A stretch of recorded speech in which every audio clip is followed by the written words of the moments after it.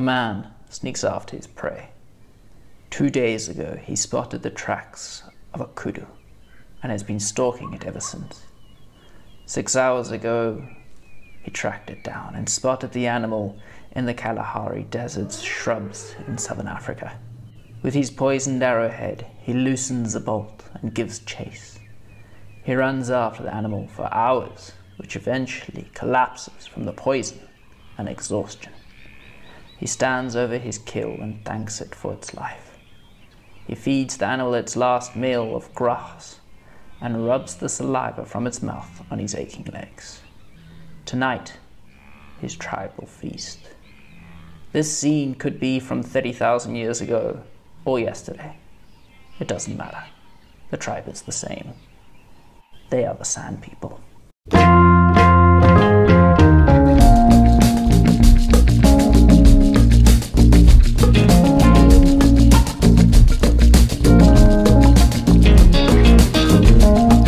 Hello and welcome to the channel. I am That One History G, and this series is all about the Sand People, the Khoisan, the Bushmen, whatever you want to call them. They are quite special to me because not only does this collective group of people come from the cradle of humankind, but they also come from where I was born, Southern Africa.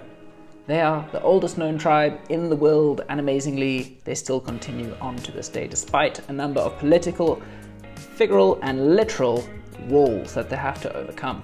This is part number 1 of 4 parts of the Sand People. So please go ahead, like, comment, and subscribe. Let's get into this.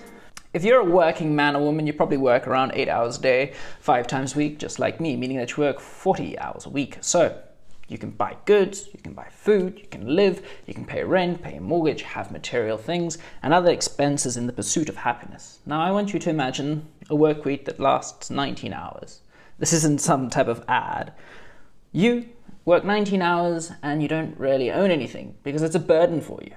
There's an abundance of food and there's no wealth gap. People share everything they have and it seems to be a secure and peaceful, happy place. You may think this is some sort of dystopia. Well, it's not the perfect communistic life. It's actually the way that the Sand People lived for thousands of years in the harshest environments of southern African deserts and across the plains of southern Africa. Right, I'm just going to come out and say it. When I said thousands of years, I meant it. There is evidence to suggest that the Sand People have been around for 100 to 140,000 years, and this makes them the world's oldest collective of people, meaning that they are probably the original human group to live in a semi-civilized world. Now, where on earth did we get this number from 140 to 140,000 years ago? Research suggests that the Sand's ancestors became isolated from an earlier group around 100,000 years ago, and then they re-entered the gene pool at a later time. This explains why the Sand People have such a diverse DNA, and it's actually evident today by their physical appearance. Stereotypically, if you talk about someone from Italy, you may be expecting to talk about someone with darker features, brown hair, brown eyes, olive-toned skin, very handsome. Someone from Sweden may be tall, blonde, blue eyes, etc. It's the same situation in Africa.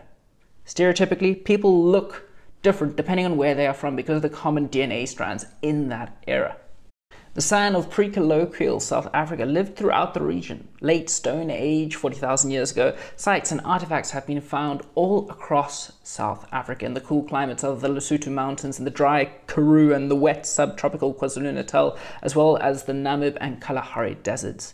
These small bands, the small groups of people, therefore lived everywhere, all over different natural environments. Much of our knowledge actually comes from the Sand People through archaeologists who have examined the remains of the rock shelters and caves that they lived in throughout southern Africa. In fact, I remember as a young boy growing up in Cape Town, hiking in the mountains near a place called Oudtshoorn, Old Cape's Road, with my school, where we were taken to see some rock art in a place called Pierce Cave, which was rediscovered in the 1900s as a forgotten world. It had been inhabited around 200,000 years ago, all the way up until 25,000 years ago. Caves like this and other places give anthropologists a chance to study different cultures around the world.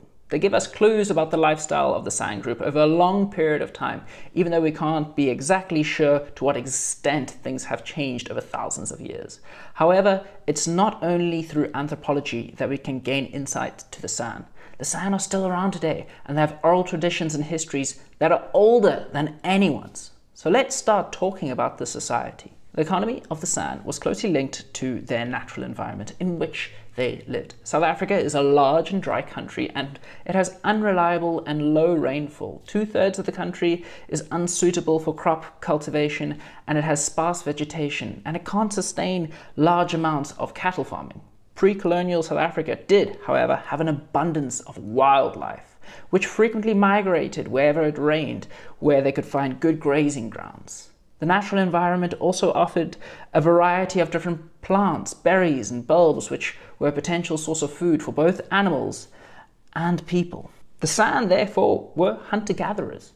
Men of the tribe would go hunting for meat, while women of the tribe and the children would gather food, berries, roots, wild vegetables, whatever they could get their hands on really.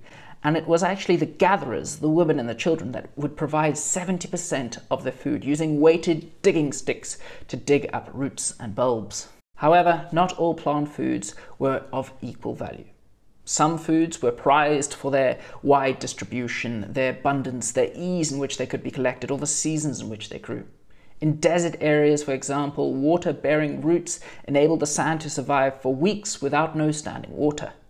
It's often said that if the San people can't find water in the southern African deserts, that's because there is none. You can probably imagine how they would find out what they could eat and what they couldn't eat. But in the long run, it did mean that the San had an amazing collective knowledge of where things were, what they could eat, and how to survive in this harsh environment. The men would use a bow and arrow to hunt. The arrowhead would be poisoned through insects, which they would roll up in their fingers and put on the top of their arrowheads. It became a paste. The example at the beginning of the episode, where a man tracks down the animal for days, shoots it, and then gives chase, is exactly how they hunt. This is amazing because the people have to out-endure the animal. They have to run after the animal until it literally collapses. How on earth are they tracking these prey though? They are literally master track readers. They can read an animal's tracks like a biography of the animal. What type of animal it is, how tall it is, if it's male, if it's female, what's the weight of the animal, is it pregnant, is it tired, is it injured, when it passed through the area, and most importantly, where it's heading, from just one track. For this skill, they were actually used in armies to track down enemies.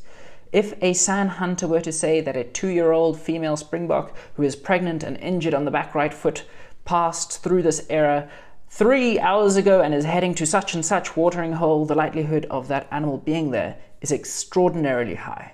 When the hunters came back with their prey, the tribe, you can imagine, would be celebrating. They were going to feast. They would hoist the hunters up onto their shoulders with pride, but in fact it was the opposite. They would tell the hunter how small the animal was, how it's so ugly, how it's not their favorite. And this was all done for a particular reason. The San saw themselves as a part of the natural environment, and no one was above anyone else. So if you're a good hunter, maybe you might think, maybe I could become the tribe's chief. No, everyone is equal. So they would insult the animal and they would insult the hunters to keep their egos in check. Everyone is equal because the San did not value wealth. They had no concept of wealth. No individual was seen as richer or poorer than the next. All members of the same age group, gender, had the same access to resources and the same access to the same social status. This was a real egalitarian society. It doesn't mean that there weren't differences between people. We have seen, for example, the division of labor between men and women. Men did the hunting, women did the gathering, because hunting was considered a more strenuous and challenging work. However, this division shouldn't be exaggerated, as the economic role of the women was crucial for the survival of the tribe. And we shall see that women participated fully in the decision-making of their tribes. This is a matriarchal society, and you're going to have to wait to find out in part number 2, when we dive deeper into the San life, how everything else works. I really hope you enjoyed that. Thank you so much for watching. Let me know what you want to watch next. Like, comment, and subscribe. And as they say in isiXhosa, which is a language born from the San, Salaka kuhle. Goodbye. The more you know.